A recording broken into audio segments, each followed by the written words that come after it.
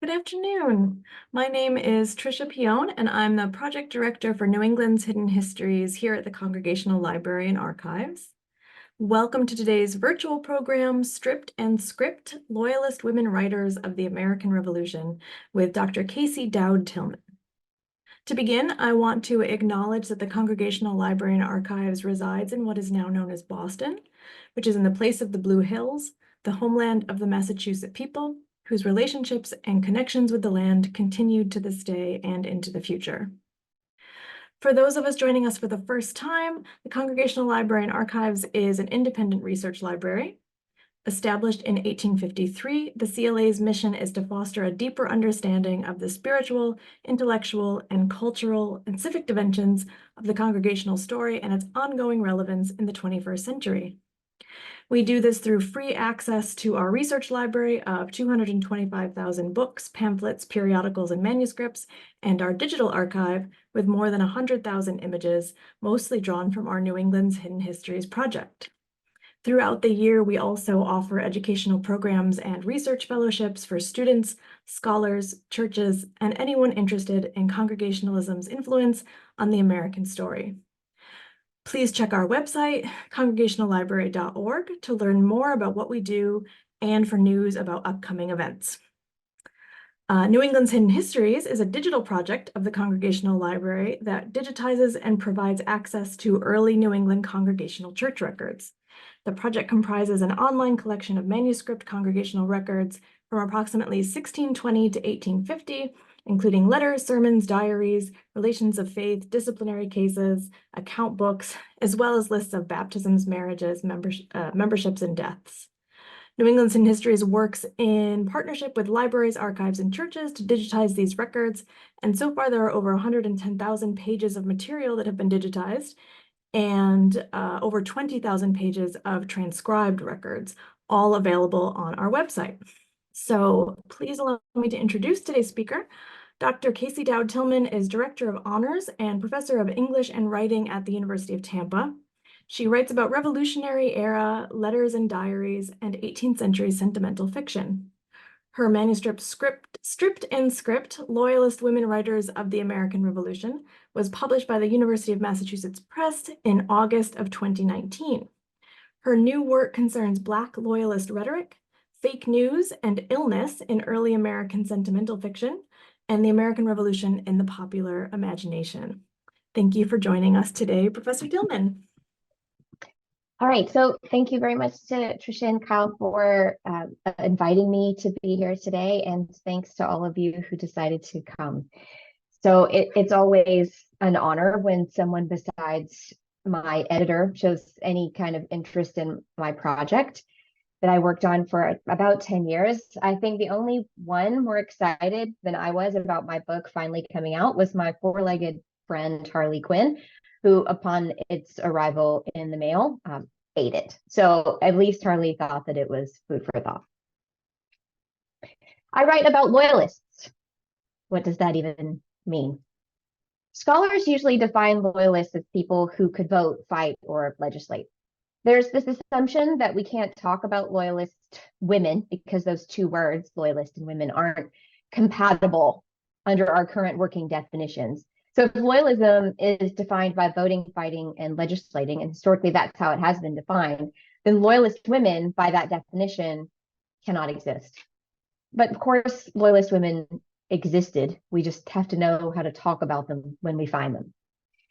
So Abigail Adams helped me rethink this possibility in her letter to John Adams, which many of you probably know, where she asked him, in your new code of laws, I desire that you would remember the ladies and be more generous and favorable to them. Do not put such unlimited power into the hands of husbands. Remember, all men would be tyrants if they could. So Abigail had access to John at the time that he was making policy decisions, although when she sent him this letter, he laughed in her face at this request, which is a fact that made me wonder, could letters be a vehicle for political engagement when women were denied access to political spaces like battlefields or courthouses or Congress? If letters could go where women could not go, could they also say what women could not say? Under coverture, women and enslaved people were considered dependents. They were almost like children, were incapable of independent political thought, it was assumed. Most people know that coverture is why women used to, and some still do, take a man's name when they married. He was covering her legal right to exist as a separate entity from him. And that meant he was to vote on her behalf or transact business deals for her, even serve jail time for her if she committed a murder. At least that was the law on paper. My book concerns then those women who use letters to become politically visible. Essentially, I argue that women use letters and diaries as a space through which they could fashion their own political identity and protest and sometimes regain that which was taken from them. The women that I write about weren't just writing letters and keeping diaries for themselves or really close family members. They're actually sending their manuscripts to Congress, state legislators, war generals, other loyalists, people in power, in order to voice the violent abuse that was done to them, resist oppressive political structures, and to name the rape and sexual assault that their society insisted that they keep quiet. So in the multiple archives that I visited all over the US, what I noticed was that loyalist women discursively return time and again to the image of being stripped of all kinds of things, of words, clothes, possessions, families, friends, land rights, and privacy, because rebels publicly outed a loyalist by stripping the so-called traitors naked and putting their bodies on display for the town to see. So it was metaphorical, but it was also literal. There's a pretty famous letter of a loyalist woman that was quite advanced in her pregnancy, stripped and tossed out into the snow, and people paraded by her to mock her for her family's loyalties. But if asked, many of the writers in my book would not self-identify as loyalists at all. Rebels assumed they were loyalists. They punished and abused them for their loyalism because they were married to loyalists or related to other loyalists by blood, or because they refused to sign loyalty oaths or non-importation agreements, or because they insisted on pacifism or neutrality. So before I get started with the stories that I wanted to tell you today, and most of today is stories, you need to be aware that there were active and passive loyalists. So there were those who actively opposed independence from the crown, and there were those who were assumed to hold such opinions, and they were treated accordingly. And it could be a sliding scale. Most of the women that I write about wanted to occupy a gray space or a neutral space. They really just wanted to be left alone. So their story is not the story of the loyalist, because no such story exists. It's the story of the ideological gray spaces that we often overlook in our nation's founding narrative. Another thing to keep in mind about terminology is, as I talk, I'm not going to be calling the patriots patriots, because they're not referred to as patriots in these letters or diaries. They're referred to as rebels because that's what they were considered to be. We've since called them patriots. That was a linguistic shift that was necessary to get people behind the war, because no one really wants to be considered treasonous. But loyalists didn't think of them as loyal to the father, which is what a patriot is, because they thought of them as disloyal to the king. So I use the terms that they used because that's most historically accurate. And then I don't use the term Tory because it was pejorative in a lot of these diaries. So. No one in my project really has more of a mastery over this kind of rhetoric and this image of what it means to be a female loyalist than Grace Growden Galloway. So when I went to visit the local historical society near her house, I had quite the experience, which you can read about in the book. But here's an excerpt from it about the time that I met Grace Galloway's ghost. So I traveled over 1,000 miles to reach the mansion of loyalist Grace Growden Galloway in Bensalem Township, Pennsylvania. One research grant, 2 car rides, 1 airplane, 1 train, and multiple sleepless nights later, I stand at the front door of the Growden Mansion with my tour guide, Sally, a volunteer for the Bensalem Historical Society. There's only one problem. The tenant who lives in the mansion will not let us in. She has, in fact, already slammed the door in our faces, reluctantly inching it back open only when Sally reminds her that allowing guests inside is part of her lease agreement. Go away, the occupant shouts. This house is full of dead raccoons and it reeks. My husband is naked and he refuses to put on pants. You cannot come in. I begin to speak, but the tenant ignores me and she focuses on my guide and points a finger in her face. The last time you were here, you brought those paranormal investigators. We can't have that. They stir up all the ghosts. And she punctuates this last accusation by slamming the door a second time. I turned to Sally for an explanation, but she refused to meet my eyes. I may have evicted her last night, she mumbles by way of explanation, which explains both the U-Haul and the tenant's terrible mood. Great timing, I think, and I put both palms to the door. I lose any shred of dignity I may have once had and begin pleading for the woman to let me in. Do you know about Grace Galloway? I shout through the wood. She's fascinating, and I want to tell her story. Nothing happens for several beats. I turn to leave, but I pause when the door hinge creaks. The tenant stands there smiling, and this time she is looking at me. She crosses her arms, leans on the door frame, and kind of sizes me up. I surreptitiously wedge my foot between the door and the frame, aware this might be the last opportunity I have to convince her to let me see the place where Galloway wrote her letters and journals. I can barely make out the hallway behind her, which is long, dark, and raccoon-free. Oh yeah, I know her, the tenant says, putting her shoulders up to stand up taller. I was Galloway in our school play. And with that, she kicks my foot away and slams the door shut one final time. She does not open it again, and I never get inside.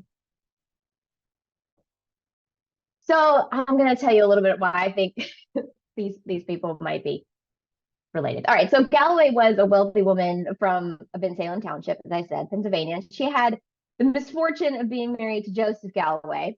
So because of Joseph's wealth and political status, the rebel militia thought it would be expedient to choose to hang him first. So the mob barreled down on his house, only to find that the Galloways had fled moments before they arrived. They shot up the house. They were so angry to have missed the Galloways, but you can still see the bullet holes if you visit.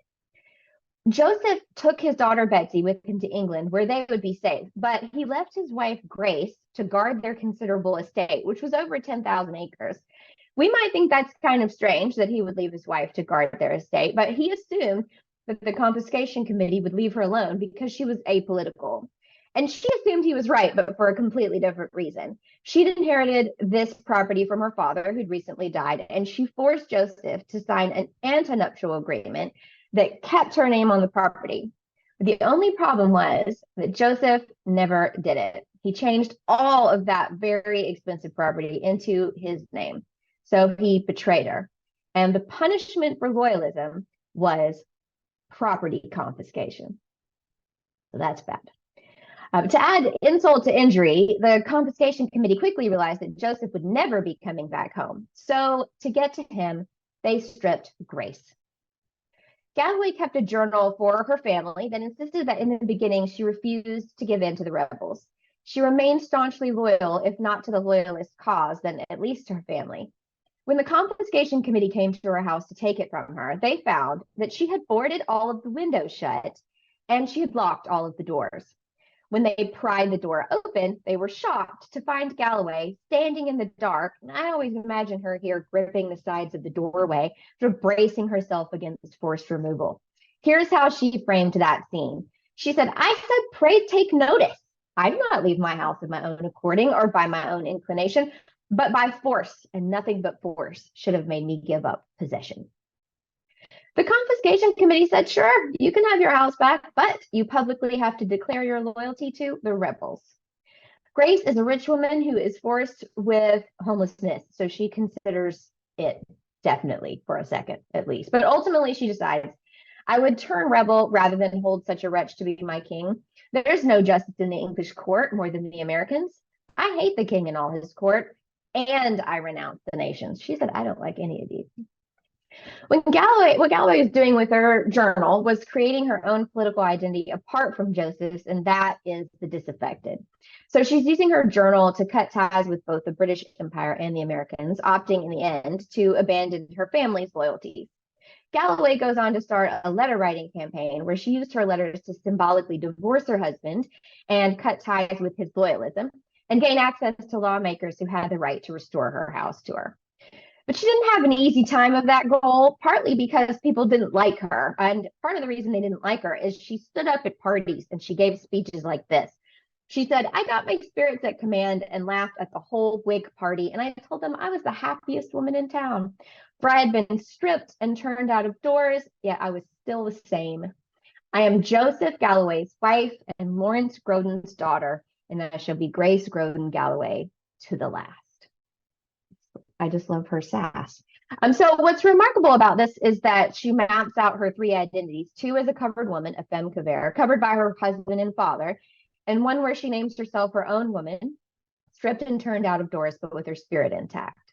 So Galloway ends up reclusive, so forced to pick a side, rebel, loyalist, right? She ultimately chooses isolation. She continued to use her letters to insist her political ideology should be treated separately from her husband's, but she lost everything. She never regained her home in her lifetime, and she never saw her daughter or her husband again. Margaret Morris had quite a bit in common with Grace Galloway, but her story takes place in New Jersey, and I went to her house as I did Galloway's, and here's what happened there. I'd like to tell you that I traveled thousands of miles to Margaret Hill Morris's home in Burlington, New Jersey, to learn more about war in the Delaware Valley, but really, I'm here to learn about a secret attic in her house. I'd been studying Morris's diary for years, and one part dogged me. Morris, a Quaker, broke her vow to adhere to pacifism by hiding a loyalist spy in the attic. Technically, it was William Franklin's attic. He'd built the Green Bank house overlooking the Delaware River several years before the American Revolution, and Franklin's blueprints apparently included the construction of a mysterious hiding place, accessible only by prying off the back of a trick bookshelf. The room boasted a large sandbox, which for some reason is the detail that has always and still continues to disturb me the most, and some kind of alarm. A person standing at the door downstairs triggered the bell with a secret switch to let the occupant in the auger hole know to hide. I have so many questions. Why did Franklin build a secret room? Where's the room now? Why did a pacifist decide to hide the loyalist inside of it? What I find when I arrive in Burlington leaves me with more questions than answers. Green Bank's been replaced with a one-story brick building that now serves as a meeting place for the veterans of foreign wars. A large American flag whips in the breeze coming off the Delaware. A stone marker outside the home commemorates the founding of Burlington in 1677. An eagle statue as tall as a horse perches on the other side of the road. Its head is swiveled toward the place where Morris's house once stood. Despite rebels and loyalists alike docking their boats just a few feet away, and despite Morris's journal giving her readers a front row seat of the war, despite Morris being a prominent healer, doctor, there's no sign that Margaret Morris ever lived here. It's simultaneously fitting and insulting that a VFW has replaced her memory. She too survived a war. She too served her country, mending soldiers, tending armies, healing sickness. She, like the veterans who gather here, lived with trauma.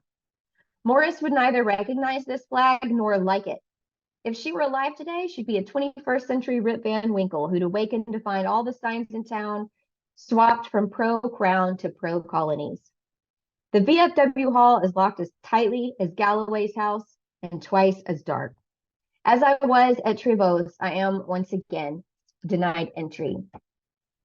Elsewhere in the book, I promise I do get into some of the houses, and I visit all the houses. So, Margaret Morris, if she had her way, would have been a neutralist. She once wrote, "There's a great deal of talk in the neighborhood about a neutral island, and I wish with great earnestness it may be allowed." But because she was a Quaker, she wasn't really allowed such a space. Many, of course not all, Quakers were pacifists. So they were against the war because they believed that war violated the inner light of God. But in the with us or against us mentality, rebels didn't really know what to do with Quakers. So they targeted them to make them pick a side. In 1776, Morris looked out her window one morning, and this would have been her view, to see a big group of troops pulling into the harbor. And she could see that they were rebels. Rumor had it that Americans were doing a house-to-house sweep, looking for people who hid Tories.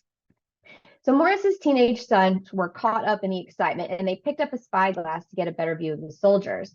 The soldiers caught them and mistook them for, of course, British spies. So soon the men were at the door, ready to raid her house. The soldiers demanded that Margaret Morris deliver the damned Tory spy, meaning one of her sons.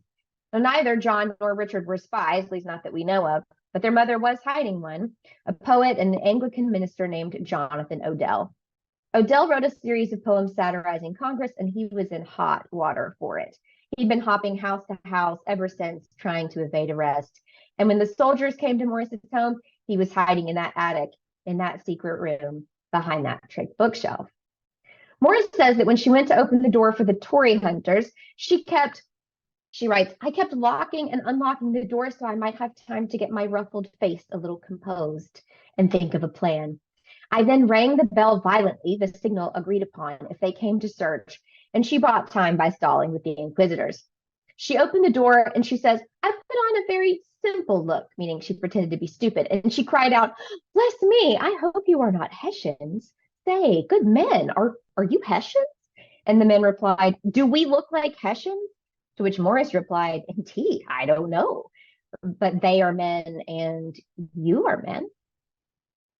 Morris capitalizes upon her political fluidity in this passage, which has a lot of layered meanings. So she cleverly plays upon the performative nature of political identity by insisting she can't distinguish rebels from loyalists because they're men and you're men. She refuses to identify their political affiliation, just as they failed to identify hers. And when she says the Hessians are men as the soldiers are men, Morris reverses what the soldiers have done to her, and really all women in war. She identifies them by their sex rather than by their loyalties. So she's definitely using this maneuver to buy Odell time to better secure his hiding spot, but it's also allowing Morris a chance to fashion her own definition of loyalty while simultaneously questioning the soldiers. Knowing a little bit about the Hessians adds layers to Morris's question to the rebel soldiers. So you probably know the British hired the Hessians, men from Hessen-Kassel, as auxiliary troops to aid them in the war. But what's important here is their reputation. They possessed a reputation for being violent, cruel warmongers and villainous, licentious plunderers. And they were also considered to be undiscerning. So they violated, robbed, and injured allies and enemies alike. So Morris's question, bless me, are you Hessians? Purposefully holds up a mirror to the rebels and informs them in no uncertain terms that they resemble the enemies that they seek. So I'm going to make the argument that she thought of herself as a neutralist, but you might be thinking she had a loyalist in her attic and pretended to be stupid to a group of soldiers. Could that possibly really make her a neutralist? Not by itself, absolutely not. But the rest of the journal suggested that she believed neutrality was possible as long as she got to define it the way she wanted to. So at one point in the journal, those same soldiers that threatened to kill her children came back to her house. They'd heard that she was a healer, and they hoped that she would heal them of camp fever, which she did. And she did it, she said, because she wanted to remain neutral in the war so she could remain true to her Quaker faith. She wasn't quite a pacifist. She is, after all, willing to hide a war criminal in her house, and she gave provisions to various groups of soldiers, which were both actions that the Quakers decreed violated the peace principle. So her definition of neutrality isn't to remain uninvolved. It's rather to embrace everyone. So after she helped the soldiers heal from camp fever, they gave her salt and bread, which she then turned around and gave to everyone she knew in the community who needed it. And the action made her think of the Sermon on the Mount when Jesus stretches out the 2 fishes and 5 loaves of bread to feed the multitude. She writes, being now so rich, we thought it our duty to hand out a little to the poor around us who were mourning for want of salt. So we divided the bushel and gave a pint to every poor person that came for it and had a great plenty for our own use. Indeed, it seemed as if our little store increased by distributing it, like the bread broken by our Savior to the multitude, which, when he blessed it, was so marvelously multiplied.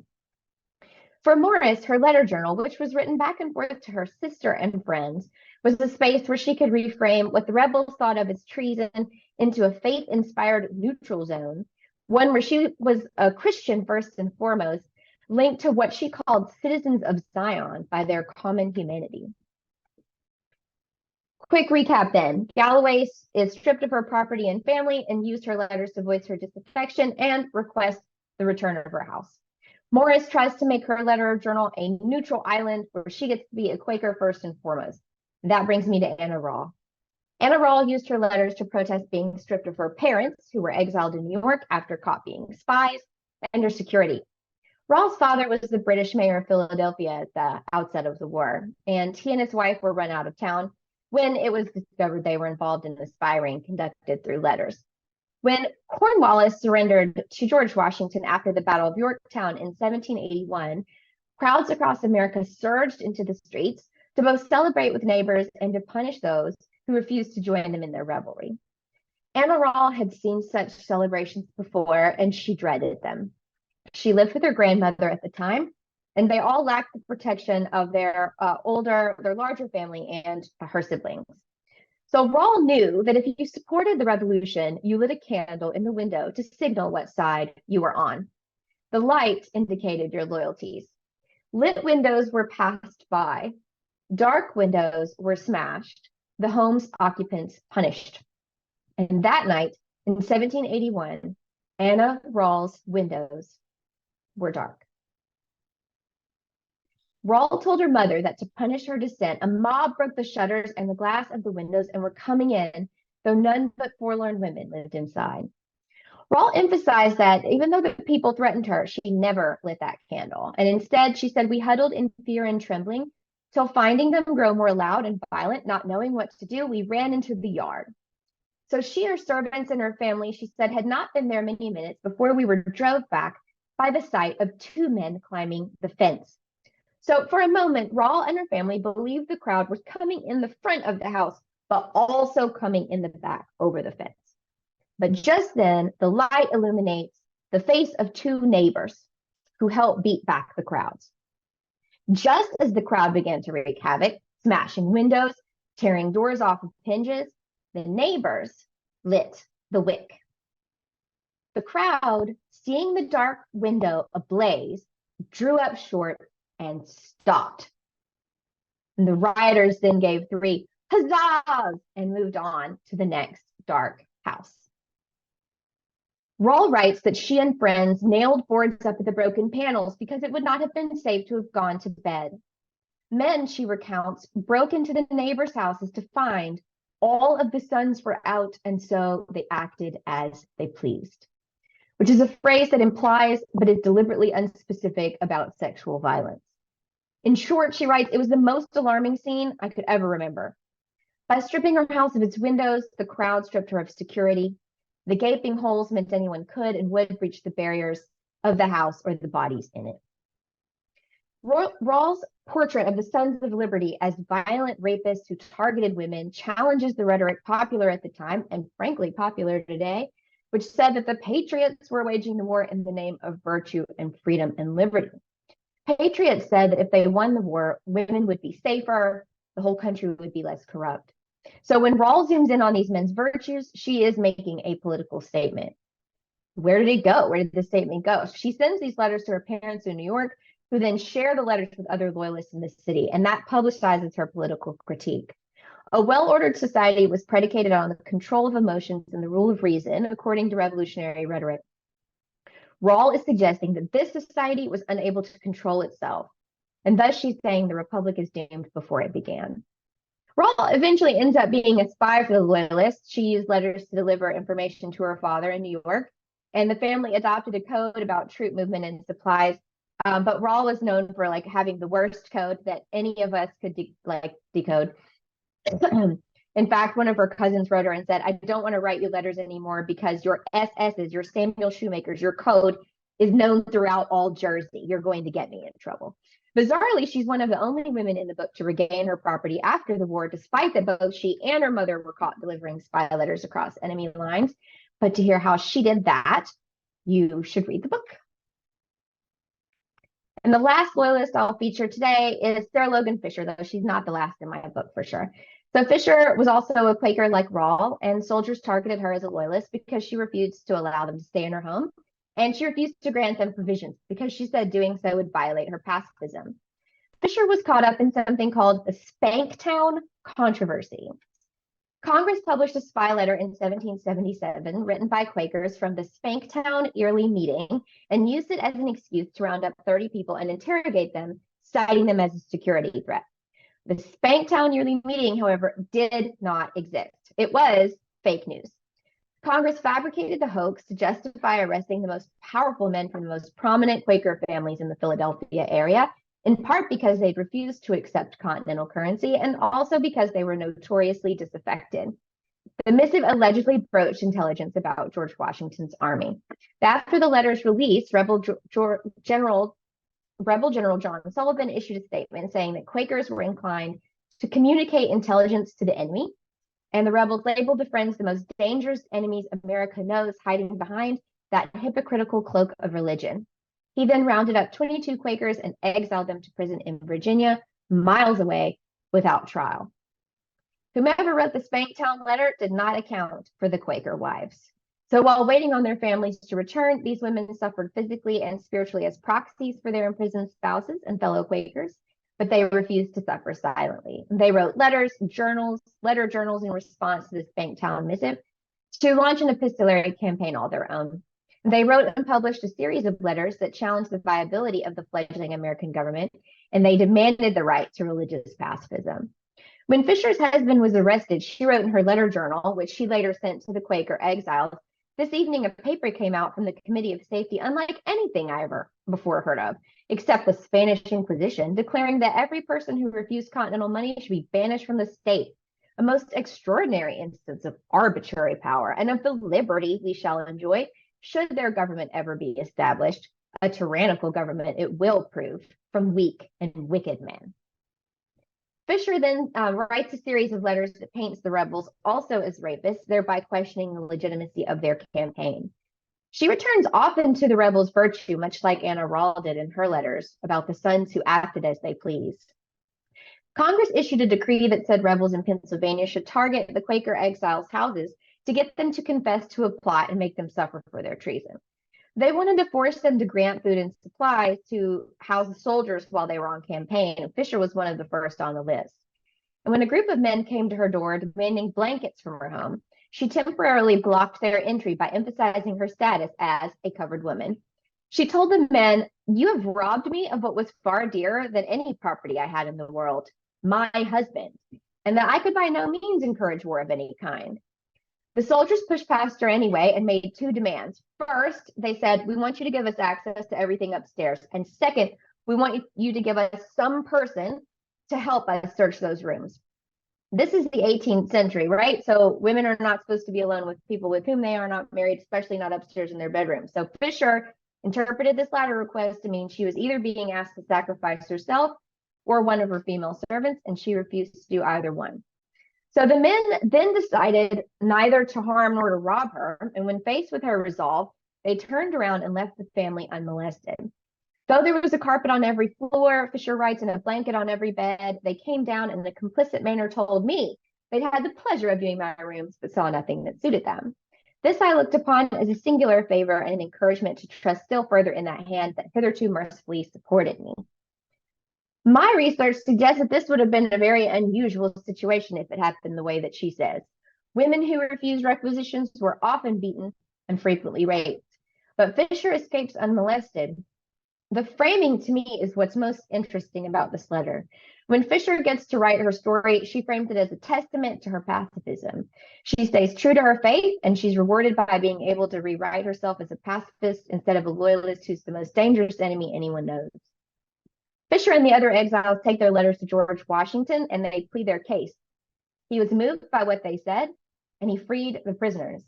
But Fisher had reframed her loyalism into pacifism in such a way that it helped earn her husband and his friends their liberty.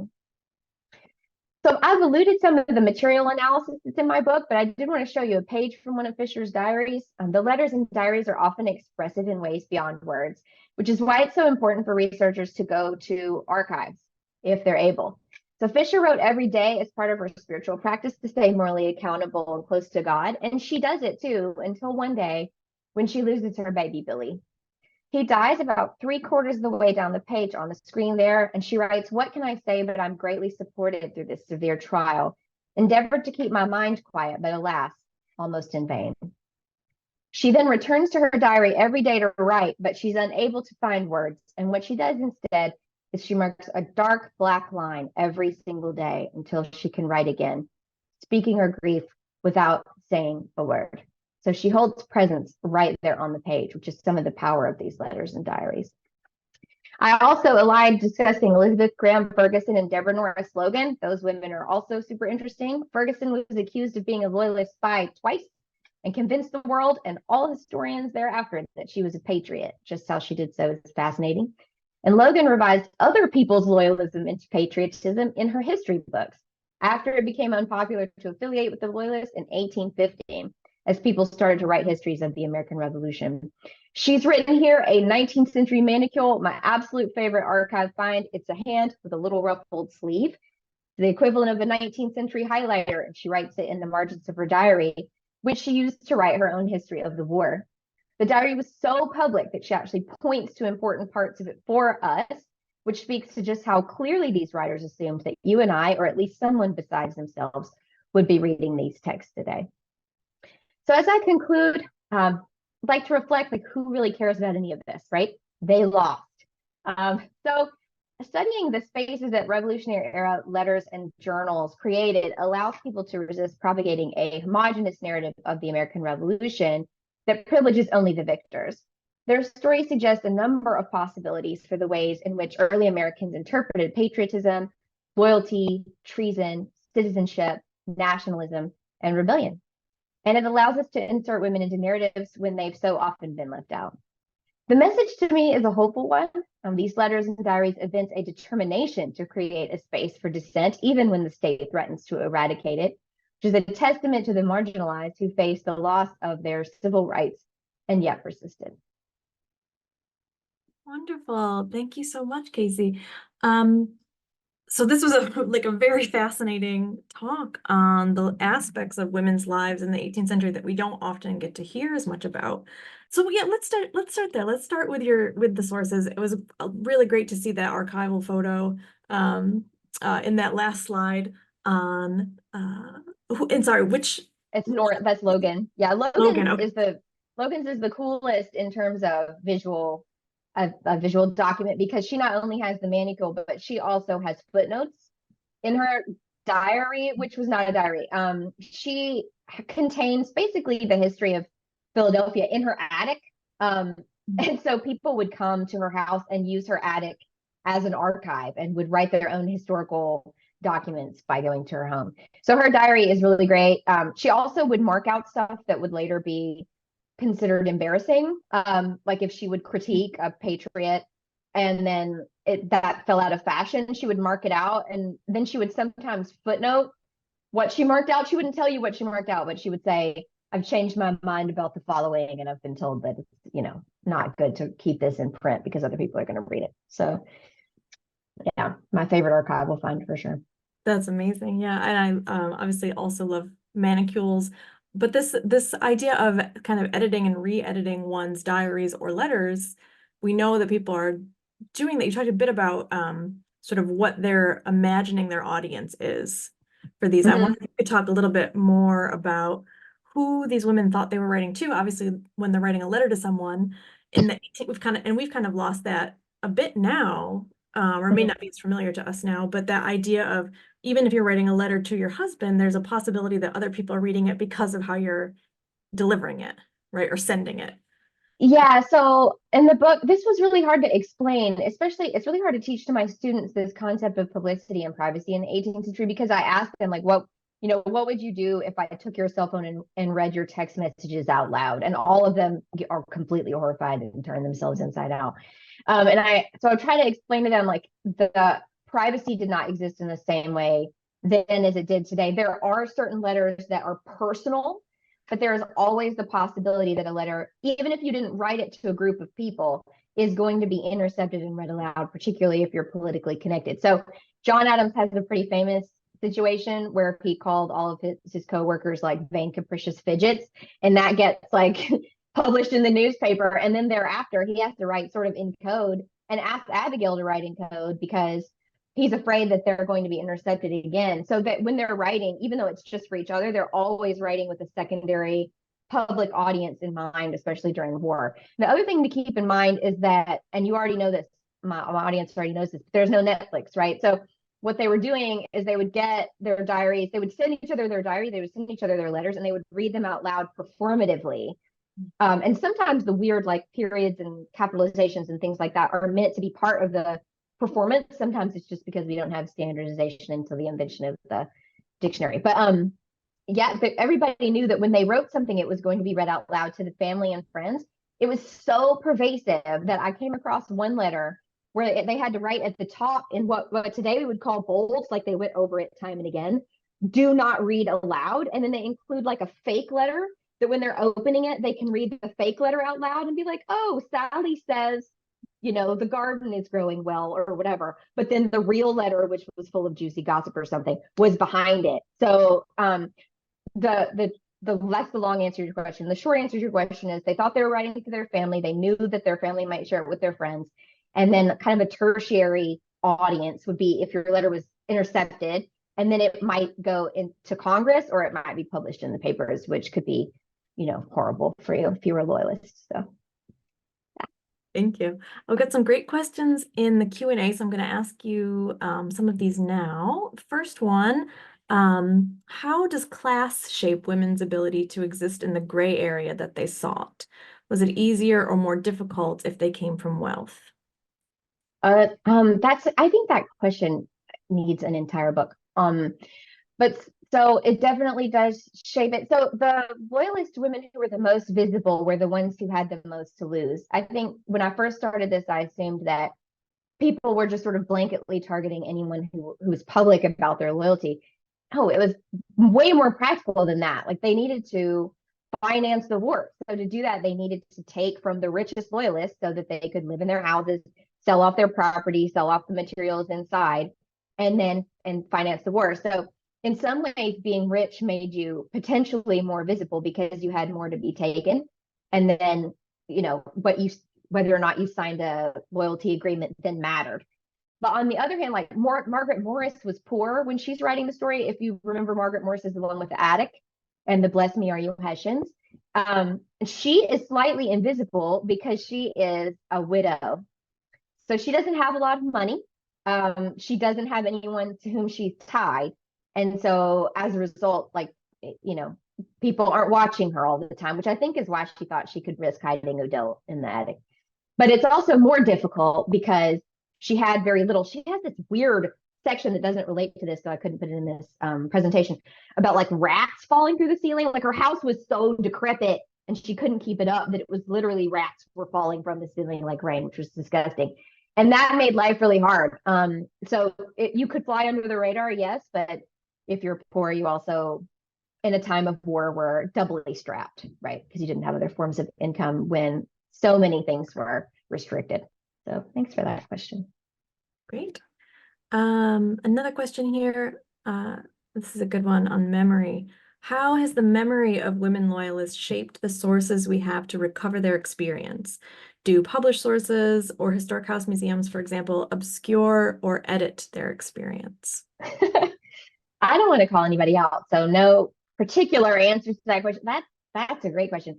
First of all, if anybody is interested in loyalism or really any facet of history, going to the local historical society is just completely invaluable as an experience. Like the people there have so much local knowledge. My book absolutely would not be possible without them. And several of them are very forthcoming about the loyalties. But it very much depended writer by writer. My favorite example was going to Elizabeth Graham Ferguson's house. Ferguson's the most controversial loyalist in the book because if you go talk to anybody in early American studies, they're like, why is she in there? She's a patriot. But her letters suggest otherwise. So when I went to that house, the docent actually said, why are you here? Like I heard what your book is about. Like I don't know why you're here. And kind of ironically, her whole identity is wrapped up in this house, which she is going to lose because her husband is a loyalist and fled and then impregnated a servant on his way out of the country and then sort of like shamed her in all the possible ways. So she's trying to use her letters to sort of get out of being affiliated with that guy. And at that house, they don't really embrace her loyalism because she tried very hard to erase it. So I wouldn't really blame them for that. So yeah, a lot of the historic house museums, I wouldn't know if they're editing it. I just don't know. It's really difficult to sometimes express these gray areas at these historic houses because they don't, the tourists don't really have time for a 3-hour dissertation on the complexities of loyalty when you pass through the home. I think they're doing absolutely the best that they can. I got a lot of great info from them. So, yeah. Yeah, as someone who's also worked in historic houses, I could say that's absolutely true. And a lot of them in New England are constantly trying to update those scripts, updating the tours that they give. There is a really lovely, for those of you who are joining us today and are local to northern New England, the Saywood Wheeler House in York, Maine, is the house of a loyalist, and it is remarkable. So if you're up in this area, I highly recommend a visit. Okay. To hear some of those stories. Next question is from Robert Wong, who asks, are there any loyalist women, such as Grace Galloway, who influence political thought of their husbands? That's a great. I work a lot on loyalist women who influence the political thought of men in power. A lot of my book covers that, and so but their husbands, none in my book. That doesn't mean they didn't exist. And mainly that's because they become loyalists because of their trials after their husbands have been outed as loyalists and they've left them in England. They've left them for England. I'm trying to think if there are any examples. Mainly what comes to mind are the people in the Spanktown controversy who essentially marched to Congress, showed them all of their letters, all of their petitions and their diaries and said, you have to rethink this process that you've completely overlooked, which caused the release of the political prisoners. But I don't, short of Abigail, who I think does have sort of an influence on her husband, but she's not a loyalist. That's really the only person that comes to mind. So no. And then Robert had another question too. Peggy Shippen is actually Margaret Morris's neighbor. So I walked to her house because I really wanted her to be in the book. But Peggy ends up leaving, right? I'm a little rusty on her backstory, but there's a whole area of research on the loyalists who left. Like that, if anyone writes about loyalists at all, they all write about the loyalists who left. Maya Jasanoff, everybody wrote about any of the Canadian loyalists. And so I excluded her from my research because she didn't stay. So I don't know as much about her as I'd like, but okay. A couple questions here along the same lines, about how difficult was it to find these sources, how and where did you discover them in the first place, and sort of what got you interested in these women? Okay. Sure. So by accident, I found these sources by accident initially. So I was writing a dissertation on patriot women and their letters. And I went to the Massachusetts Historical Society. And while I was there, I thought I knew what my project was about. And bless archivists, but this woman put a box on my desk. It was probably Margaret, the Hutchinson family, the whole Hutchinson family's archive on my desk. And she said, I want you to read this. And I said, I didn't ask for that. And she said, you didn't ask for it, but you need it. And so I said, well, why? And she said, these are loyalists and you need that perspective if you're studying the American Revolution. And I was like, they lost. Nobody talks about them. She said, exactly. And then she walked off and she refused to take that box off my desk. And so what ended up happening was I started reading about the loyalists who left, the ones that went to Canada, and they were just infuriated that they had to leave behind everything. Their family, I still remember she talks about leaving her family Bible and how it devastates her, like the things that she can't take with her, like her her baby's blanket. And that people died along the way. And she was like, and all of this was because of nothing that I did. Like I didn't get to vote. No one ever asked me what I thought. This is all because of what my husband decided to say publicly. And how unjust is this? And so, yeah, because of that, I was able to find archival work at I got a fellowship, the Library Company of Philadelphia, at the Historical Society, and then also went to several Quaker archives, a Quaker archive in Haverford. And I hear there's a lot of really good work in the archive in the New York Public Library. I also went to London to the National Archives in Kew. And basically, I just ended up following trails of footnotes in historical accounts of loyalists where they weren't really reading or talking about the women, but they would mention them in passing. than like breadcrumbs to sources. So I found it because of that, because the archivists were awesome and helpful, and because the local historical societies also pointed me in the right direction. Without any of them, none of this work would be possible. Thank you for your pitch for archives and coming to visit archives and libraries. We always love to hear it. Another question in the chat asks about, are there any Southern women in your book? From Carol Troxler, and she loved your presentation. Thank you. Thanks for that question. So no. And I talk about that in the intro, that I admit that this is really about loyalism in this particular area. But my first article ever was about Eliza Lucas Pinckney. And I definitely think if anybody's interested in that question, they should check out her letters, which were published. Who I feel like she's Southern, right? And then I also wrote about, oh God, there's a writer who all of her letters were lost in an archive in Mississippi. I think that's Murray. There are several women that, if they were Southern, their works weren't as well preserved as others. So that's why I don't have as much work about them. But Eliza Lucas Pinckney would be great in there, although she was writing around 1740.